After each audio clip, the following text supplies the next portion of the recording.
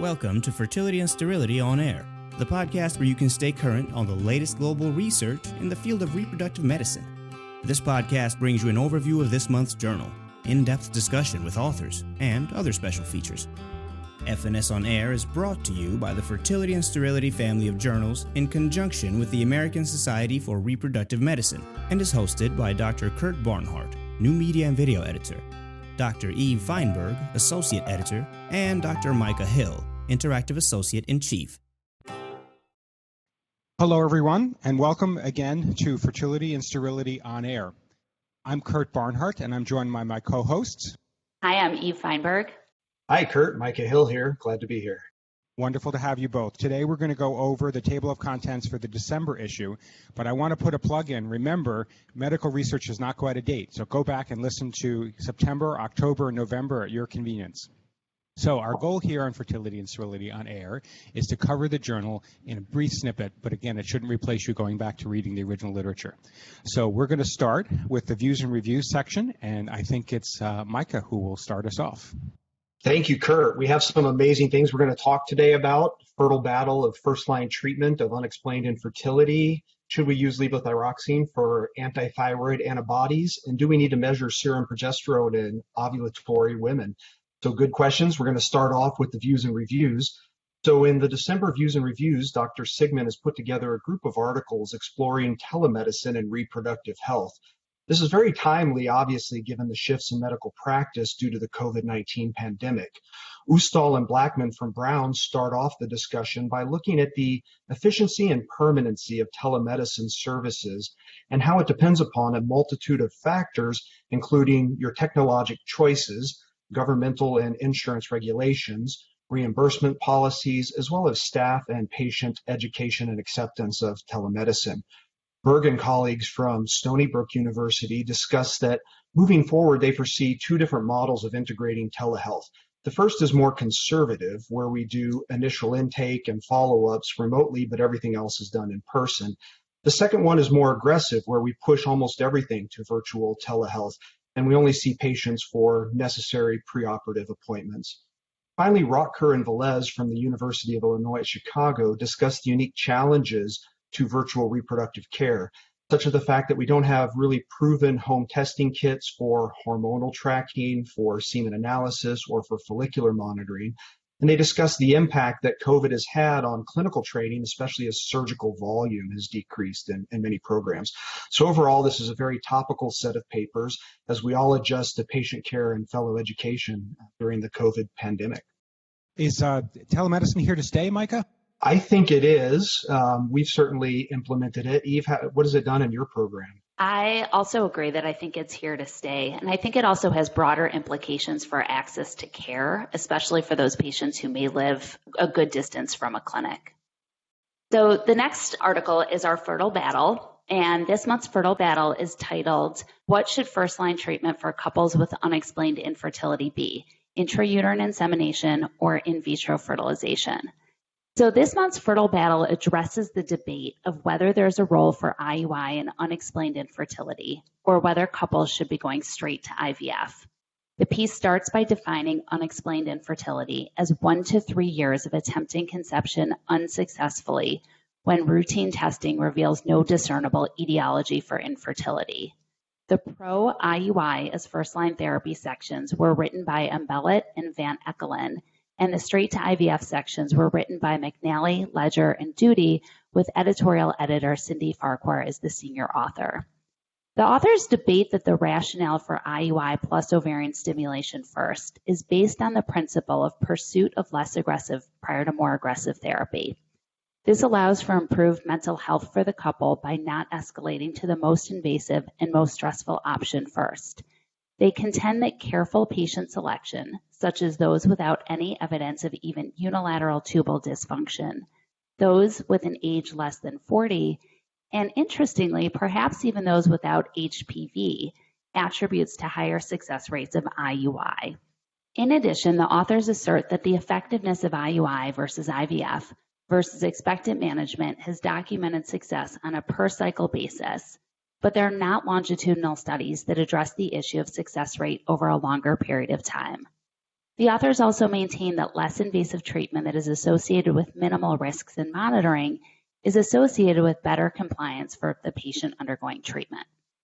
On the other side of the debate are those that advocate for pursuit of IVF as first-line therapy in couples with unexplained infertility. This argument is based on the following ideas. Time to pregnancy is shorter with IVF. Multiple pregnancy rates are higher with IUI. IVF offers the potential for embryo banking to enhance optimal family building for those couples that want more than one child. And newer developments such as GnRH antagonists have shortened stimulation cycles, and the use of an agonist trigger has virtually markedly reduced the risk of moderate and severe OHSS. The other side of the mental health coin is that failed cycle after failed cycle, as often seen with IUI, leads to enhanced anxiety and depression and is a cause of marital stress and treatment discontinuation.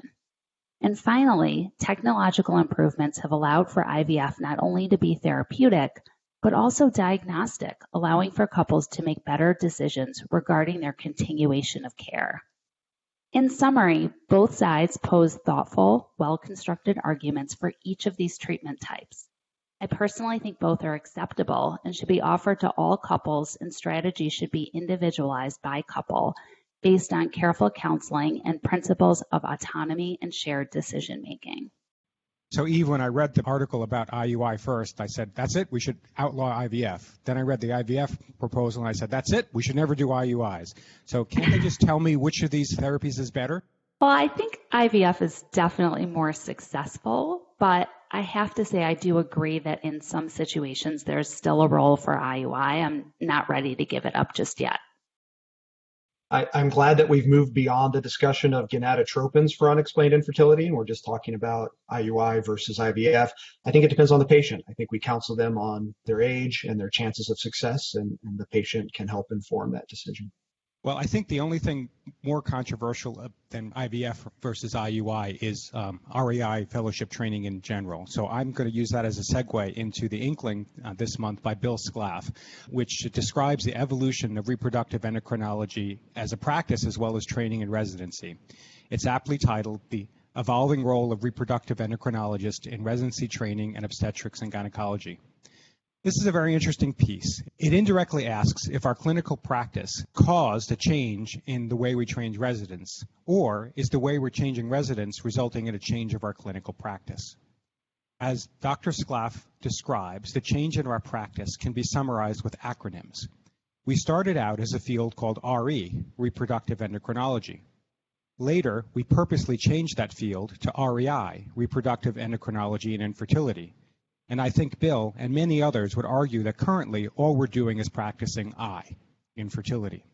Our training of residents has also changed. REI rotations used to be comprehensive and included the underpinnings of the physiology and endocrinology of many gynecologic disorders. Understanding the menstrual cycle is the key to understanding so many problems in OBGYN. But now, as Dr. Schlaff points out, our REI rotation is very loose, often diluted by vacation, and our residents are certainly not a critical part of our patient care as they are in oncology or MFM rotations. So I'll let you determine for yourself whether you feel our field is moving in the right direction, the wrong direction, or in an inevitable direction. But for those of us who trained before the year 2000, in a different millennium, it really is a different world right now. I would note that rather than just reflect and complain about this change, Dr. Schlaff does end with a very important recommendation. We should be mapping out our reproductive endocrinology curriculum and rotations with clear objectives and expectations. These should not be dictated upon us by administrators, residency directors, or the ACGME. Yeah, I couldn't agree more than this. I trained right on the cusp of the 80-hour work week, and when I was a third-year resident, did a research project looking at the overall time pre-80-hour work week that residents were spending on REI, and found that it was less than 5% of the residency training, and that was in 2002. And so I can only cringe to think about how that percentage has changed subsequent to the new work week restrictions. I agree, but as this Inkling says, it might be our fault that residency training is this way. So the question now is, how do we fix it? Obviously a challenge for all of us who teach in our specialty. So next is the ASRM pages, and we have 2 documents this month from the ASRM Practice Committee. The first one is on testing and interpreting measures of ovarian reserve, a committee opinion. The most important take-home points from this document for me were markers of ovarian reserve do not predict current reproductive potential among women with unproven fertility or who don't have a diagnosis of infertility.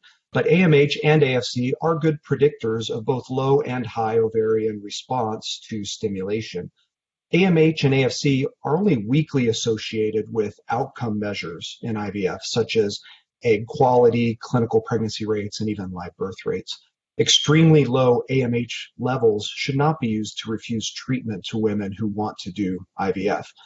The second document is on the recommendations for reducing the risk of viral transmission during fertility treatment with the use of autologous gametes, a committee opinion.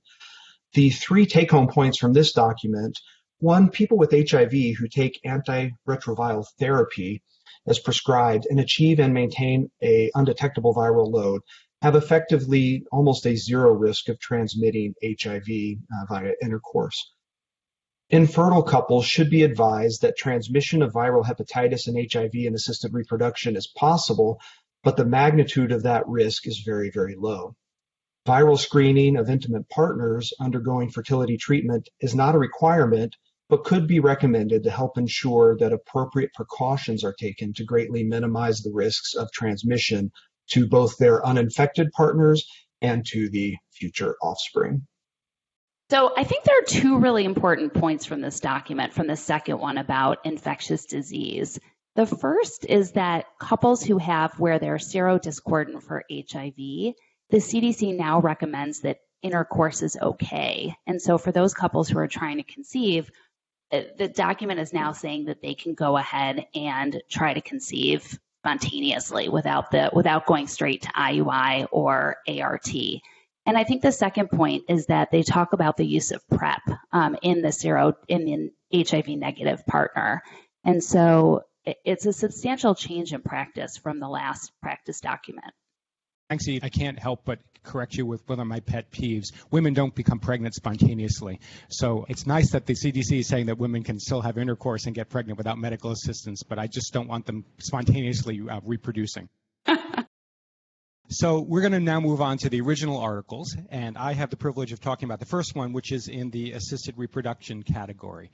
This paper is titled "Ovarian Stimulation Increases the Risk of Ectopic Pregnancy for Fresh Embryo Transfers" by Dr. Wang and others from Tokushima University in Japan. So ectopic pregnancy is almost uniquely a human phenomenon, and interestingly, despite a substantial amount of research, we really don't understand its cause, but instead have uncovered many associations.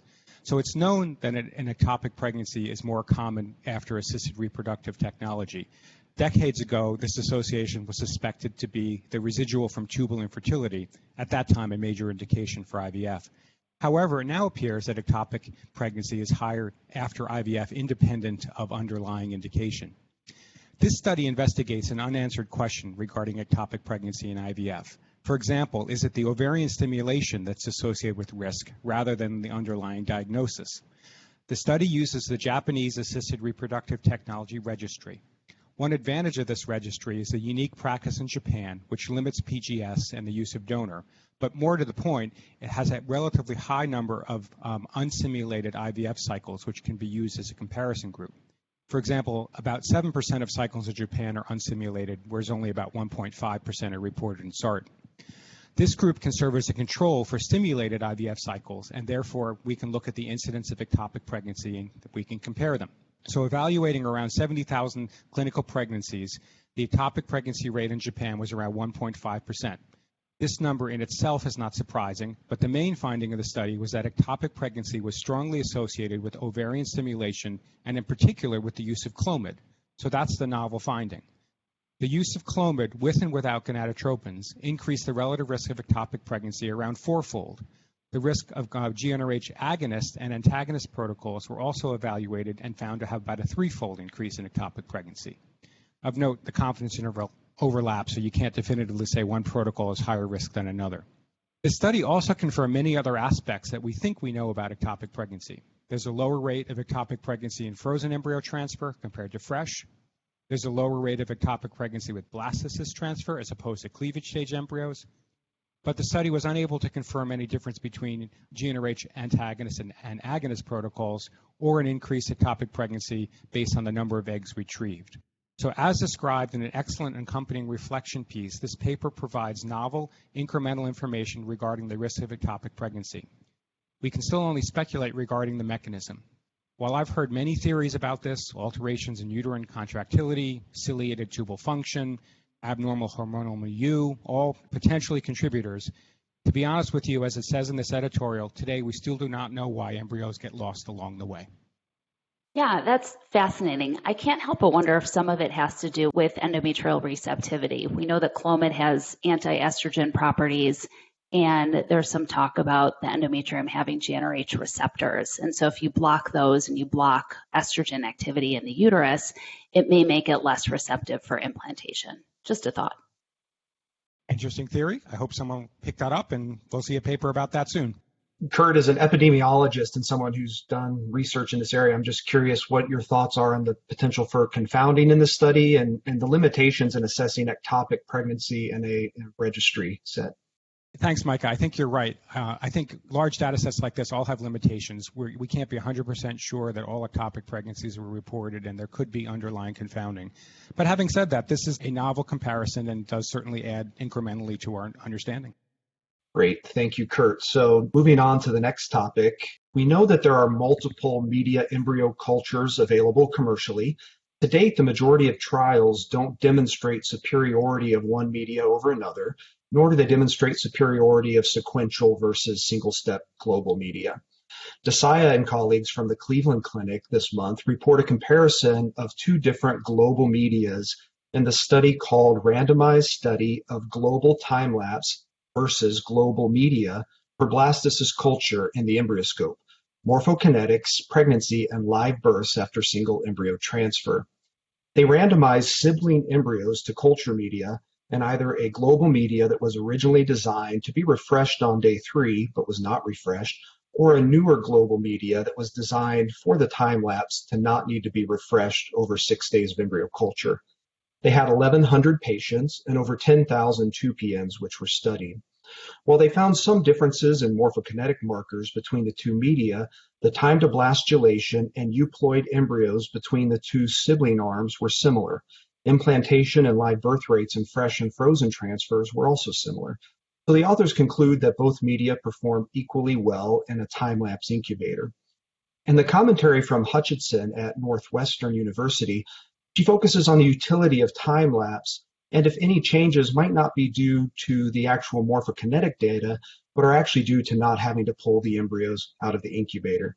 I think the study design was really well done with the sibling split to analyze outcomes up until the blastocyst stage, but we do have to be cautious with how we interpret sibling embryo studies when we're looking at live birth data.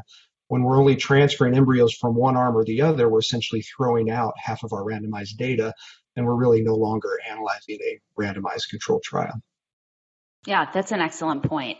The next paper is titled, Is Conception by In Vitro Fertilization Associated with Altered Antenatal and Postnatal Growth Trajectories? And this was done by Steve Turner at the University of Aberdeen. This was a retrospective historical cohort study comparing cross-sectional and longitudinal differences in fetal measurements between individuals stratified by method of conception. They linked data from 3 separate large databases in Scotland for births occurring between 1997 and 2012, and they linked that to height and weight measurements of the children at age 5. They compared groups of fresh embryo transfer, frozen embryo transfer, and natural conception. The measurements they used were first trimester crown rump length, second and third trimester head biparietal diameter, fetal length, and estimated fetal weight, birth weight, and then height and weight at age 5. And the principal findings of this study are that conception after fresh cycles had an erratic growth pattern, initially larger in the first and second trimester, but then smaller at birth and normal at 5 years, while frozen cycles were larger in the second trimester, but not apparent at birth or 5 years. There was a really great reflections on this piece written by Luis Hoyos and Dan Dumesic that talk about the contribution of both epigenetics and methylation on embryonic growth, as well as the potential for altered placentation to affect third trimester growth. Overall, the study is interesting, and it raises the question of long-term health risks from altered epigenetics, and overall, I think it was incredibly reassuring. So they note differences during pregnancy, but do they try to comment about these differences later in life, and are they clinically relevant? It doesn't seem by age 5 that any of them are clinically relevant. What they do talk about is the association of small birth weight with metabolic dysfunction later in life, as it's been linked, but the study only goes out to age 5. So I think more data to follow. Great. Thanks, Eve. I'm going to change the topic a little bit and get back to stimulation. The next paper I'd like to discuss is titled Differential Impact of Controlled Ovarian Hyperstimulation and Live Birth Rate, Fresh versus Frozen Embryo Transfer. The study was performed by Dr. Gerber, who is the first author, and Dr. Buyuk from Albert Einstein College of Medicine and the Icahn School of Medicine at Mount Sinai. So it's been hypothesized that certain characteristics regarding an IVF cycle, independent of the underlying diagnosis, may impact success rates. For example, it's been thought that long cycles and cycles that have high doses of gonadotropin may be detrimental. In this study, the authors used the SART database to control for ovarian hyperstimulation cycle length and total dose to see if there's a differential impact in fresh or in frozen embryo cycles. So let me explain that in a different way. The authors are trying to isolate the mechanism of impact. For example, if the impact is due to oocyte development, an effect should be seen in both fresh and frozen cycles. However, if the impact of dose, for example, is due to endometrial receptivity or other unknown factors regarding implantation, then the impact may be perhaps only seen in fresh cycles and not in frozen cycles. So the authors looked at 2 years of SART data, including approximately 15,000 cycles of fresh and 3,000 frozen cycles. Live birth was the outcome, and the main variable studied was cycle length and cumulative dose of gonadotropins. The authors controlled for patient characteristics such as age, parity, body mass, and diagnosis. The main findings of the study was that the crude analysis, cycle length and dose were both associated with a decrease in live birth rates. However, with multivariable analysis, length of stimulation was no longer associated with the live birth rate, any alteration in the live birth rate, but cumulative dose was. In particular, a dose cumulative of more than 5,000 international units. Of note, this finding was only in fresh cycles and not in frozen cycles. Therefore, the authors concluded that high doses of gonadotropins, but not prolonged COH, is associated with decreasing live birth in those undergoing a fresh transfer, but neither factor significantly affected live birth rate in those undergoing a freeze-only cycle. This is an interesting study trying to isolate why our proposed logic that increased dose and length may be associated with poor outcome. To follow this logic, it would seem that perhaps the mechanism is more associated with the endometrium than with oocyte development. This should lead to other research into the area, as unfortunately we can't consider this question definitively answered using this data.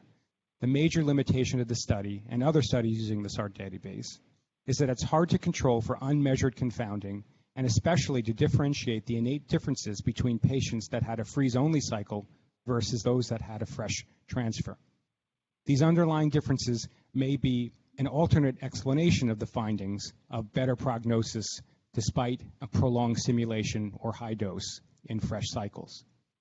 So in an interesting reflection by Dr. Gordon and Ginsberg, it was noted that if this study does have direct clinical implications, it could be through another mechanism, such as the use of oral contraceptives. Use of oral contraceptives has been previously demonstrated to have a detrimental effect on IVF success rates. For example, we discussed this last month. The use of oral contraceptives independently may lower pregnancy rate, or they may result in the need for a greater dose or an increased length of stimulation. All in all, pretty thought-provoking article. Yeah, I agree. And I think it really speaks to the underlying ovarian issue. Is it diminished ovarian reserve that requires the use of higher gonadotropins, and possibly those are day 3 transfers as opposed to frozen cycles, which tend to have higher quality embryos frozen. So I'm not sure that it's the fresh versus the frozen per se, but the underlying characteristics of the patients that led to the types of cycles that they underwent. On the other side, you could consider that higher gonadotropin doses are associated with elevated risk of premature progesterone. And so that's not available in the SART database, so they couldn't look at this in this study, but that might be why we see a difference in fresh versus frozen. So next, we're moving on to artificial intelligence. We have another paper this month, just like we did last month. This one is called Novel and Conventional Embryo Parameters as Input Data for Artificial Neural Networks, an artificial intelligence model applied for prediction of the implantation potential. This is from Bori and colleagues at the EV-RMA group. In phase 1 of their study, they looked at 4 novel time-lapse embryo markers.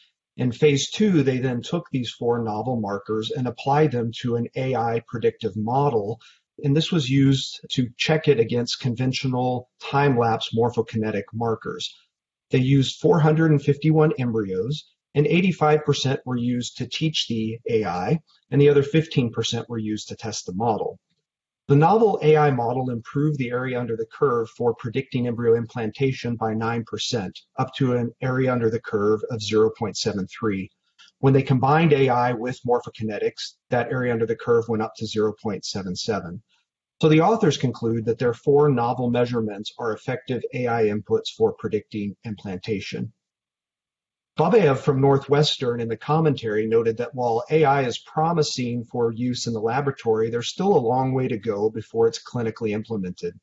This study was retrospective and should be validated prospectively. And overall, while yes, the AI improved the input by 9%, the area under the curve was still in the 0.7 range, which would only be considered a fair predictive model. So Kurt and Eve, I'm curious on what you guys see as the future of AI in our field, and how are you preparing yourself to read these papers and understand this area of research?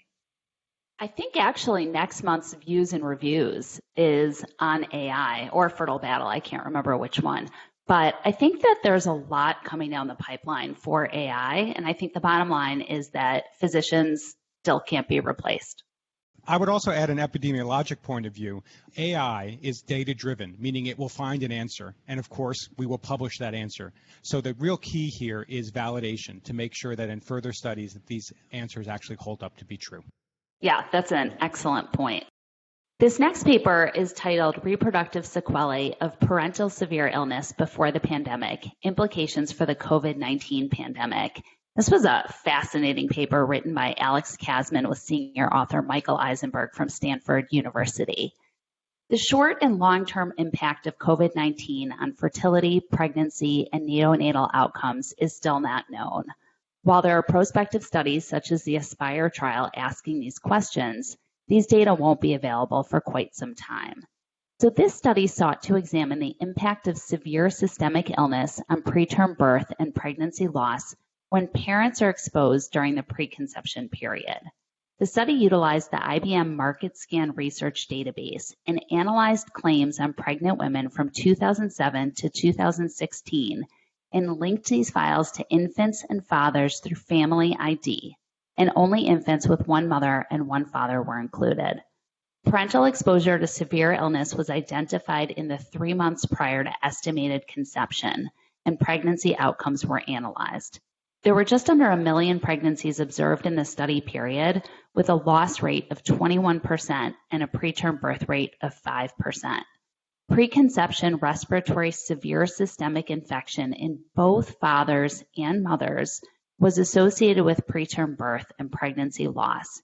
Any ICU admission in either the mother or the father in the 3 months prior to conception was associated with an increased risk of pregnancy loss. A longer ICU stay was associated with a higher risk of preterm birth and a higher risk of pregnancy loss.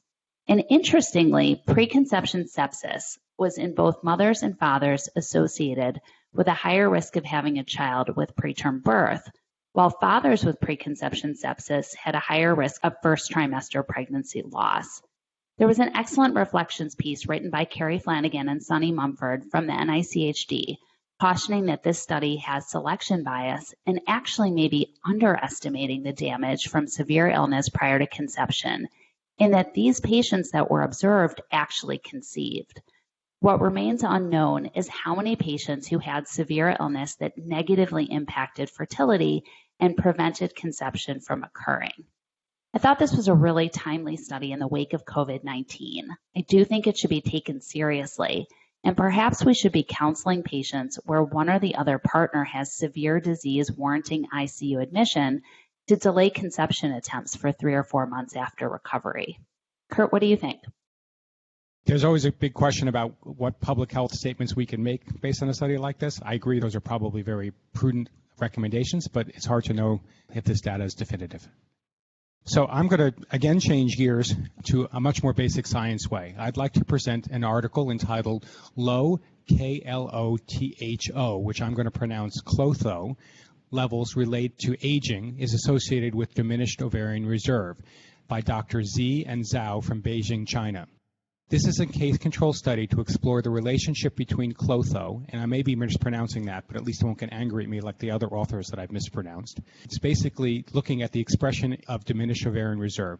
Approximately 160 patients with DOR and control women were compared, and granulosa cells from isolated fluid after oocyte retrieval were quantitated for Clotho levels along with serum levels using quantitative PCR.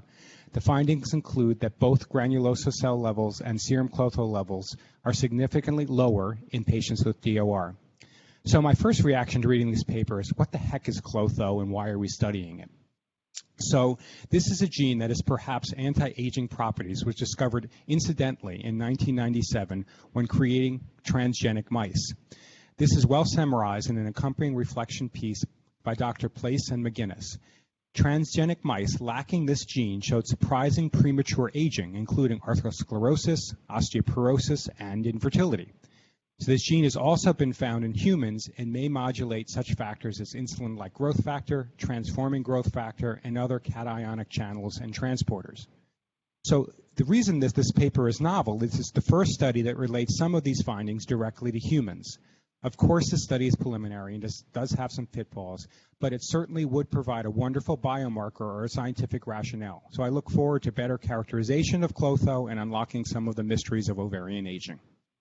Yeah, it would be amazing to have biomarkers that we could detect or know about early in life and think about proactive things like egg freezing for these women. Yeah, that would be a game changer, Eve, for sure. So we're moving on to the gynecology section of the journal now, and this month we have another time to pregnancy and dietary study in FNS. Price and colleagues from Melbourne, Australia present the paper Time to Pregnancy After a Pre-Pregnancy Very Low Energy Diet Program in Women with Obesity, sub-study of a randomized controlled trial. They analyzed 164 women with a BMI over 30, and they were randomized to either a standard diet or a very low energy diet that consisted of fewer than 500 calories a day. The main outcome was time to pregnancy in these non-infertile women who wanted to get pregnant within the next year. The study group lost 12% of their body weight compared to only 3% in the control group. In completers of the 12-week intervention, time to pregnancy was shorter in those who underwent the study group, the very low energy diet. The authors therefore conclude that the study supports very low energy diets for obese women wanting to achieve pregnancy. The commentary from Kim at Northwestern noted that only 60% of women in the control arm completed the study. This was compared to 84% who were in the study arm. Data suggests that patients who fail weight loss are more likely to withdraw from trials. She also discusses the broader context of, is it worth delaying time to get pregnant in order to lose weight? Because time to pregnancy to lose weight obviously can have an impact on fertility.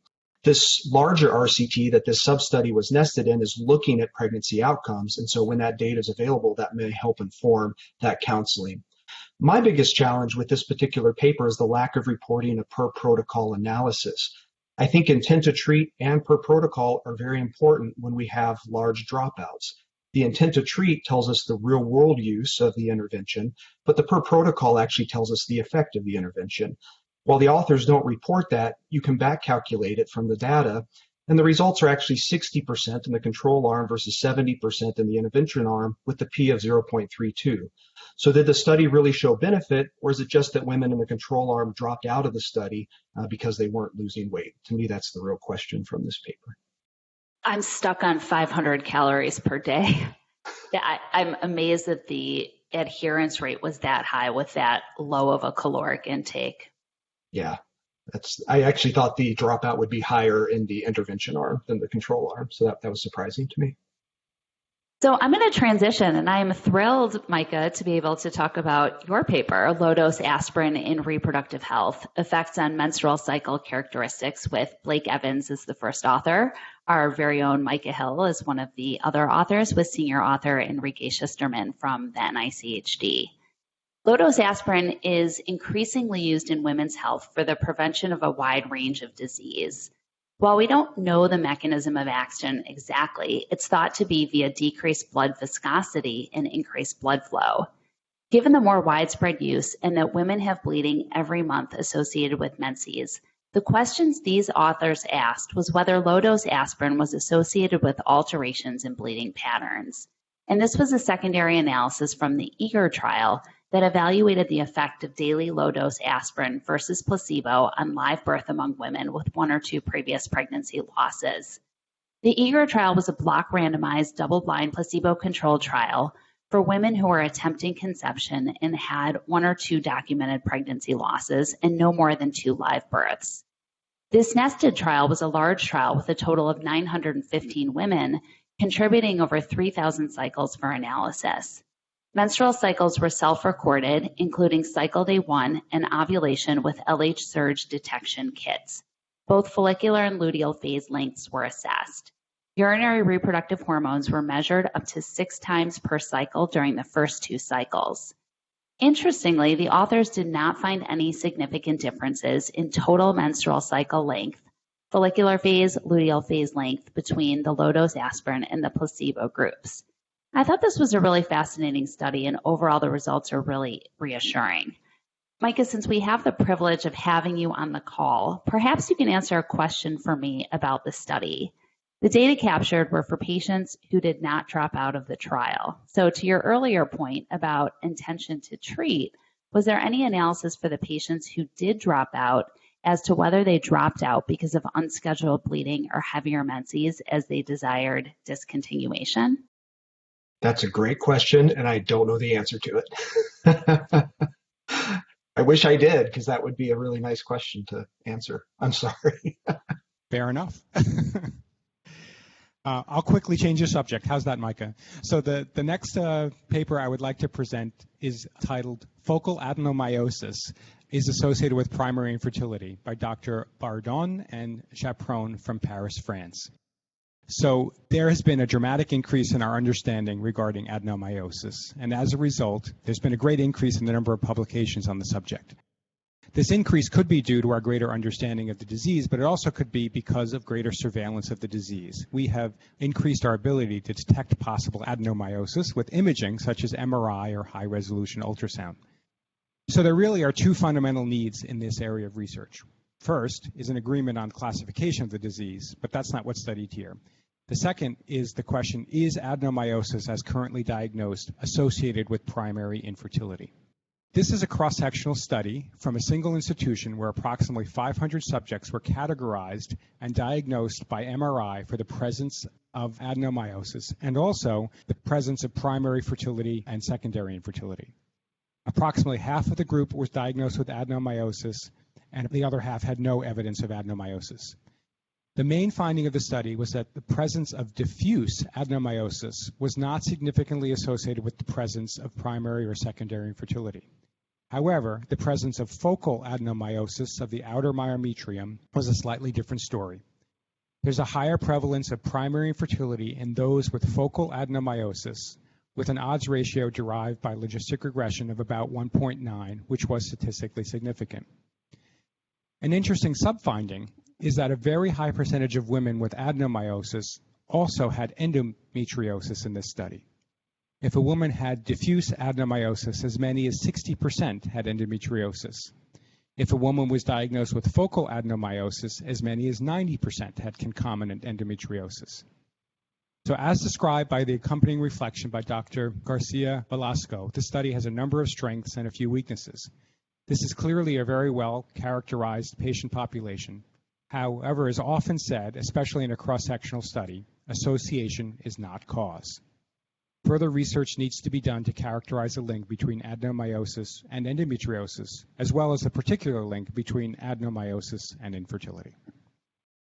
Thank you, Kurt. So we have another paper this month from the incredible group at the NIH who does epidemiology. This one is looking at SSRI use. So we know that SSRI has quadrupled in the past decade in the population, but the data is conflicting as to its association with time to pregnancy and pregnancy loss.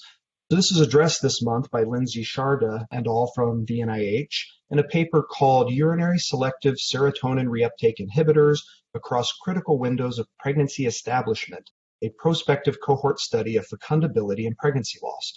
So this was also a secondary analysis of the EAGER trial with over 1,200 women trying to conceive, and they measured 3 different SSRIs in their frozen urine samples. 14% of women had SSRIs detectable in their urine. SSRI use had a 24% reduced fecundability, but overall, over the course of the study, live birth was not reduced if they used SSRIs. However, if patients were specifically using fluoxetine, there was an 18% reduction in live birth over the study period. SSRIs were not associated with miscarriage. The authors conclude that women using SSRIs may have more difficulty becoming pregnant, although SSRI exposure overall was not associated with pregnancy loss. But fluoxetine was identified as being a potential reduction in long-term live birth and deserves future study. The commentary from Kang and Jawa at UCSF notes that this study adds to the literature demonstrating that SSRI use may decrease fecundability in women. This delayed time to pregnancy, though, needs to be balanced against the risks of not treating depression for these patients. Yeah, and again, it really makes me question whether the underlying depression perhaps led to less frequent intercourse or delayed attempts at trying to conceive. And so I think it's just one of those things that's really hard to tease out, and you always want to balance maternal health versus possible pregnancy. I'm really pleased to see articles like this in the journal because these are just such pragmatic, large-scale problems that they really need to be addressed.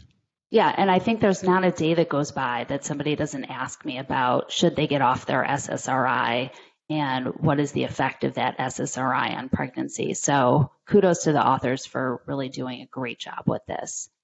This next study is Recurrent Pregnancy Loss, a Shared Stressor, Couple-Oriented Psychological Research Findings by Pauline Voss and other authors from Heidelberg, Germany. And the paper compares the psychological impact of RPL on affected men and women to determine risk and protective factors in both partners. I think this is a nice segue from our prior discussion on SSRIs because the incidence of depression and anxiety disorders increases with the number of pregnancy losses, childlessness, poor marital status, and low social support studies are needed to better understand the factors at play and how to best target psychological support for patients who are experiencing recurrent loss. This was a prospective study for all patients that were referred to this special unit for RPL in Heidelberg, Germany, and couples were asked to participate in both a qualitative and quantitative questionnaire study.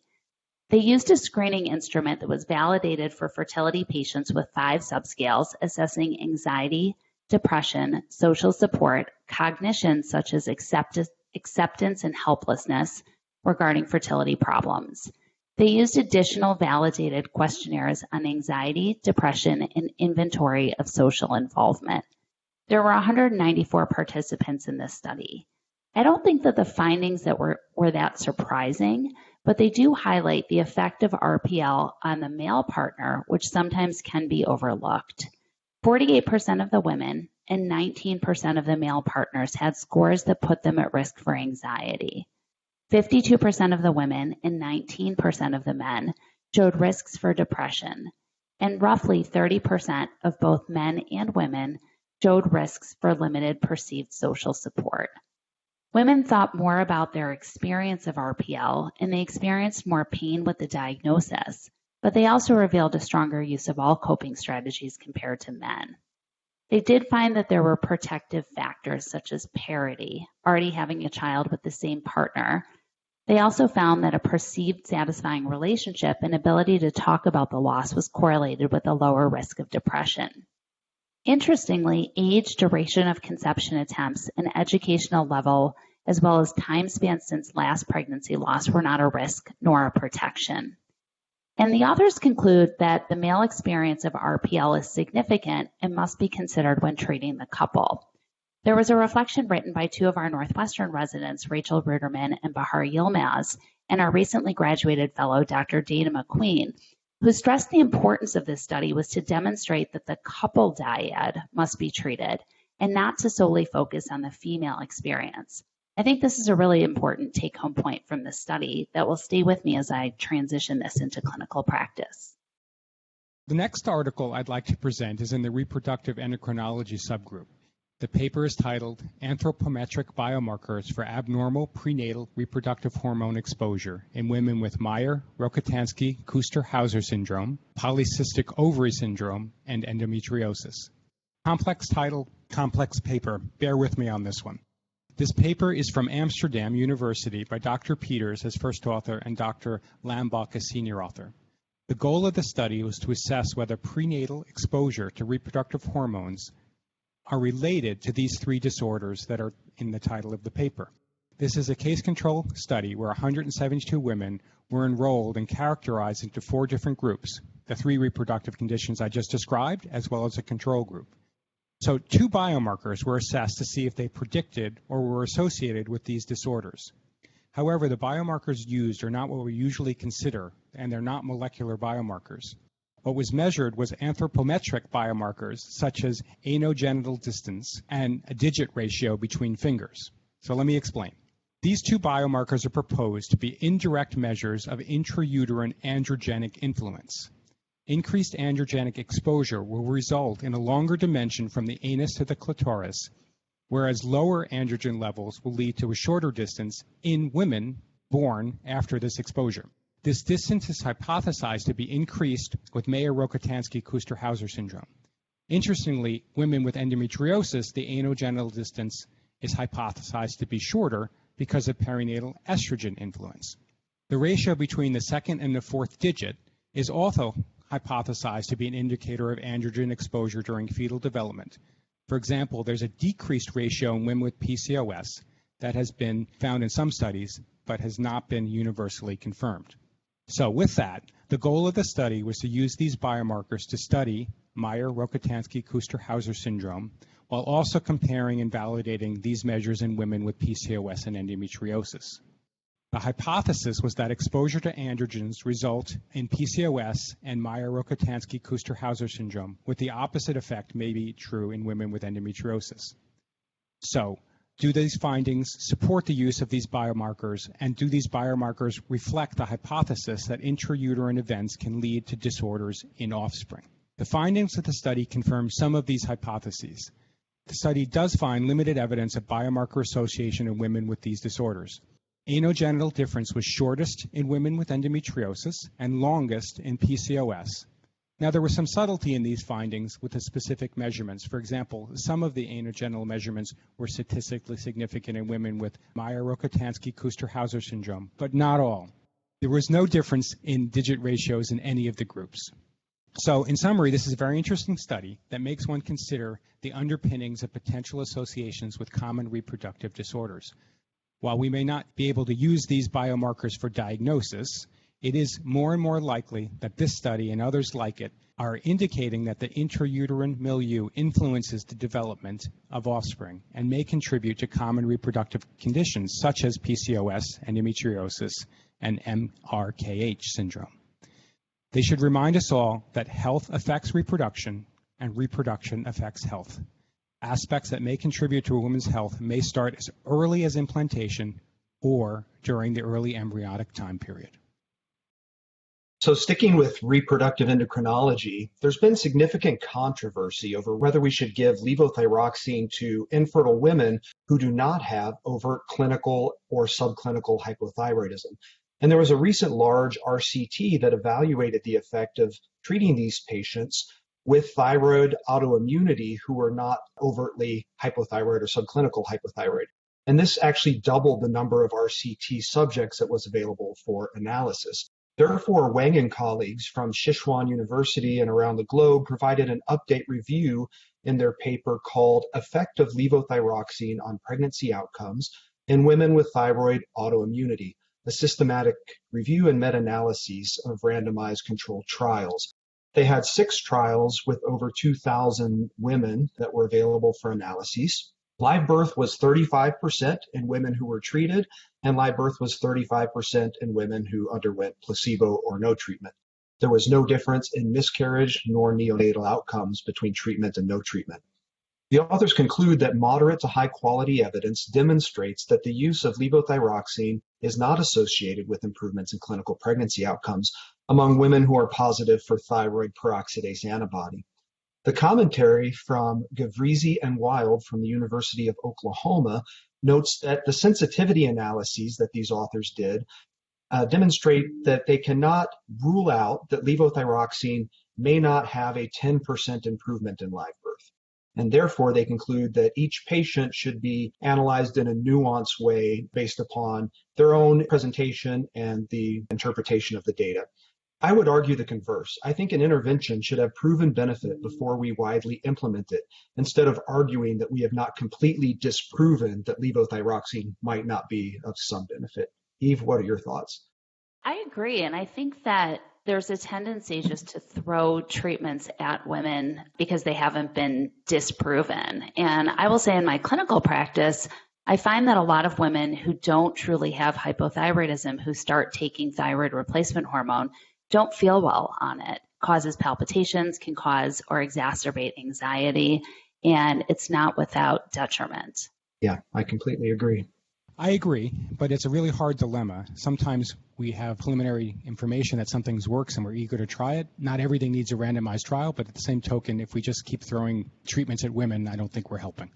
Yeah, and the same can be true for diagnostic testing. And this next paper is called Revisiting the Role of Serum Progesterone as a Test of Ovulation in Eumenoric Subfertile Women, a prospective diagnostic accuracy study from Chinta and others from Vellore, India.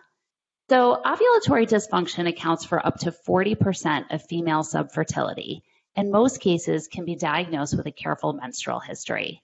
The UK National Institute for Health and Clinical Excellence, or the NICE guidelines, recommended mid-luteal progesterone testing for confirming ovulation even in women with regular menses, while the ASRM Practice Committee guidelines recommend assessing ovulatory function as part of the female workup, but there are no specific tests recommended, meaning a clinical history of regular menses could suffice. The authors cite prior research that showed the presence of anovulation in eumenoric women to range between 3% and 19%. This was a prospective diagnostic accuracy study with 3 objectives. 1, estimate the prevalence of ovulatory cycles in eumenoric subfertile women using 2 different approaches, a serum mid-luteal progesterone and a single well-timed ultrasound exam. The second objective was to compare the diagnostic accuracy of a single well-timed transvaginal ultrasound and compare that level in detecting the ovulatory cycle. And the third was to estimate the positive predictive value of self-reported history of regular menstrual cycles in identifying ovulatory cycles when another test was performed as a reference test. The patients in this study were infertile or subfertile women, ages 21 to 35, with menstrual cycles also ranging from 21 to 35 days. The findings of this study were very much in line with the classic teaching that a carefully taken menstrual history can assess ovulatory status. A single well-timed ultrasound, either in the late follicular phase showing a dominant follicle, or in the luteal phase revealing a corpus luteum or free fluid with a collapsed follicle, demonstrated an ovulatory cycle in 97.6% of women. The positive predictive value for self-reported history of regular cycles was 89%. The study found a very high prevalence of ovulatory cycles in subfertile eumenoric women and found almost perfect agreement between a single well-timed ultrasound and mid-luteal progesterone levels in identifying the ovulatory cycle. The probability of a regular cycle being ovulatory was 93% and increased to 99.5% with the addition of mid-luteal progesterone. I think overall the study was really well done, and I commend the authors on their rigorous methodology. But I have to say, the study makes me agree more with the ASRM guidelines here as opposed to the NICE guidelines, And I still wouldn't recommend the addition of mid-luteal progesterone to the evaluation of eumenoric women. And I think this goes back to our earliest point about teaching residents and teaching fellows. And I think that the more that we understand basic menstrual cycle physiology, the more careful of a history we can elicit. And that's a huge clue to the underlying diagnosis with each patient who presents with infertility. Eve, I think that's a great point. This paper and the other one from Sunny Mumford that she talks about in her commentary actually caused us to discuss this at our NIH Walter Reed academics and remove progesterone from our standard order set. We just always did it because we always did it. And you may say there's no harm in doing it, but you got to drive through the beltway, get on part, get a blood stick. And if it's not adding value, why are we putting our women through that? So sometimes more is less. I think that's what we're learning from some of these articles today. That's a good point. I agree with you guys also. So I'm going to completely change the topic here. I'm going to talk about an article entitled Reproducible Research Practices and Transparency and Reproductive Endocrinology and Infertility Articles. This is a high-level group of productive researchers and leaders in the field. The authors include Drs. Kemper, Rolnick, Mole, and Ionides. So science is optimal when it's transparent, shared, and reproduced. We rely on medical literature to give us the evidence for the way we practice. We need to trust the medical literature as being accurate. Having said that, science research is big business, and we also understand that there are a variety of reasons to publish, and therefore we need to be wary of conflict of interest, exaggeration, fabrication, and in some cases even fraud. So that begs the question regarding how good are our journals at ensuring that the data that they're publishing is of high quality. So meta-research is research about research practices, and this paper reviews the research practices in our field. This study evaluates the movement in the general research field to increase transparency, registration of clinical trials, and data sharing. I would venture to say that the quality of research has increased over the years, and this paper takes a snapshot to see if that is indeed true.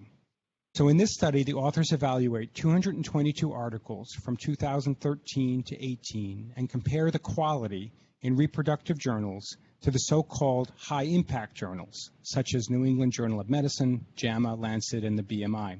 One could look at these findings as either half full or half empty. Some, but not all, in fact less than half, of the studies were registered, shared a protocol, or explicitly commented that they would share the raw data. Specifically, all randomized clinical trials were registered, but most meta-analyses were not. Overall, the authors did notice improvement with time and greater transparencies in high-impact journals rather than lower-impact journals. Now, it's interesting to pontificate if the trials that are registered share protocols, declare novelty, and have statements of conflict are inherently more impactful, and that's why they get into high-impact journals, or if it's the standards of the high-impact journals that require these characteristics, leave trials without these characteristics to other journals. Of note, I think times are changing, and this is pointed out in a reflection piece by Dr. Bates. I think standards will only increase over time. Team science with research collaboration are replacing studies from single practices. Moreover, clinical trials and other studies performed in a single practice in a short period of time are undergoing and should undergo greater scrutiny to ensure their validity. Research integrity is paramount. It's worth taking a snapshot of the quality of our literature every once in a while. Of note, while we can interpret that transparency, and we can always improve it. This paper is more of a rallying cry to improve rather than critique past action. While I understand no one likes bureaucracy and new regulations are time-consuming and logistically challenging, registering of trials, sharing protocols, declaring potential conflicts of interest, and sharing data with other investigators does promote research transparency and does increase the quality of findings. That's what we should all be striving for, and we should support this transparency of research. I believe that the finding of this paper that the majority of articles are not registered and do not have access to protocols is not condemning the research, but again is a starting point from which we should improve. Quality assurance measures such as requiring prospective registration, routine availability of protocols, data sharing with emphasis on replication will only improve the research that provides the underpinning of our clinical practice. Great. Thank you, Kurt. I loved hearing your perspective on that with all your experience as an editor, and I don't think we can overstate the importance of integrity in the research that we do and that we publish. So we're moving on now to reproductive science. So to better characterize the follicle populations in ovarian tissue harvest and xenograft population, Masiangelo and colleagues from Brussels, Belgium, performed the study Follicle Populations and Vascularization in Ovarian Tissue of Pediatric Patients Before and After Long-Term Grafting. Frozen ovarian tissue from 5 deceased children and 7 adult cancer patients were analyzed via histology and electron microscopy before and after xenografting into mice. Follicle density was higher in the pediatric patients than adults, and even though it decreased after transplantation into the mice in both groups, it still remained higher in the pediatric population. In the pediatric group, quiescent stage follicles were the majority of the follicle pool, both before and after the grafting, while growing follicles increased in both groups after the xenograft. The authors conclude that there are differences in the follicle density between pediatric and adult patients, but the follicle proportions were similar both before and after grafting, and pediatric tissue contained more and larger immature vessels than adult tissue. Perez and Cervello from Valencia, Spain, note that this is the first study to demonstrate differential behavior of ovarian tissue transplanted from young pediatric versus adult patients. They explore experimental research as well into the need to develop artificial ovaries. So this was a small but interesting paper in what is obviously a very challenging group when we get prepubertal patients who suffer from cancer. That was fascinating, Micah. I am going to transition to our last paper of the episode, which is activation of AKT by Wnt4 as a regulator of uterine leiomyoma stem cell function. This was a paper by Shimeng Liu with senior author Serger Bulin from Northwestern. The objective of this study was to investigate the functional interaction between Wnt4 and beta-catenin and protein kinase B pathways in uterine leiomyoma stem cells. As this audience is well aware, fibroids affect approximately 80% of women by the age of 50, and in the U.S., more than 200,000 surgeries are performed annually due to fibroids at an estimated cost between $6 and $34 billion. So in essence, better treatments are needed, and developing a fundamental understanding of the pathways involved can act as targets for novel drug development for prevention or treatment of fibroids. Previous studies have shown that a small stem cell-like population is responsible for the initiation of leiomyoma. In this study, 3 different cell types were identified: leiomyoma stem cells, leiomyoma intermediate cells, and terminally differentiated leiomyoma cells. The majority of the cells in a fibroid are this last category of terminally differentiated cells, and it is understood that leiomyoma stem cells drive the proliferation, regeneration, and tumor growth. The intermediate cells express high levels of progesterone receptors, cytokines like rank ligand, growth factors, and extracellular matrix proteins. These intermediate cells transduce paracrine mitotic signals to the stem cell population to stimulate self-renewal and proliferation. The authors give some background on the Wnt pathway. Bear with me, it's a little bit confusing. In the presence of Wnt signals, activated beta-catenin translocates to the nucleus and upregulates expression of target genes to promote cell proliferation. This group has previously demonstrated that the role of the Wnt beta-catenin pathway in fibroid tumorigenesis in the constitutive activation of beta-catenin in the stroma and muscle cells leads to leiomyoma tumor development. The AKT pathway also plays various roles in tumor development and has been shown to be very relevant in fibroids. IGF-2 activates the PI3K AKT pathway to regulate leiomyoma stem cell proliferation. And so in this study, the authors explored the interaction between these various pathways in primary leiomyoma cells and leiomyoma stem cells sorted from leiomyoma tissue. The take-home point of this study is that Wnt4 induces AKT-dependent beta-catenin activation and is a novel regulator of uterine leiomyoma stem cell function. There was a really good reflections piece written on this paper by Hortensio Ferreira from EVRMA, who suggested that a treatment that inhibits the Wnt beta-catenin pathway could be an effective way to treat fibroids, and several studies in both cancer and fibroids have suggested that vitamin D metabolites may be used to reduce tumor size through this Wnt beta-catenin pathway inhibition. Thanks, Eve. That sounded like a mouthful, but I'm glad you got through it.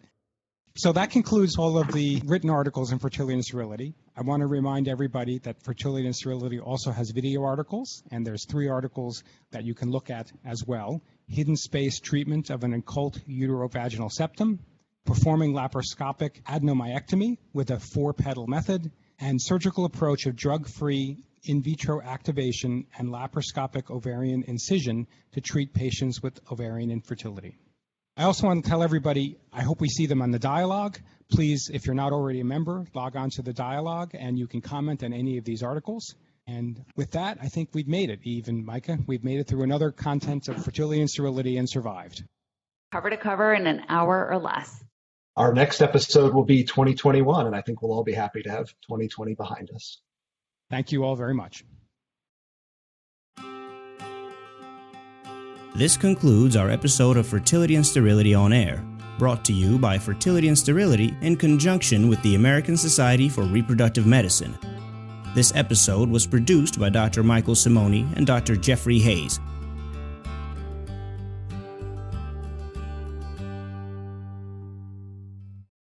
This podcast was developed by Fertility and Sterility and the American Society for Reproductive Medicine as an educational resource and service to its members and other practicing clinicians. While the podcast reflects the views of the authors and the hosts, it is not intended to be the only approved standard of practice or to direct an exclusive course of treatment. The opinions expressed are those of the discussants and do not reflect Fertility and Sterility or the American Society for Reproductive Medicine.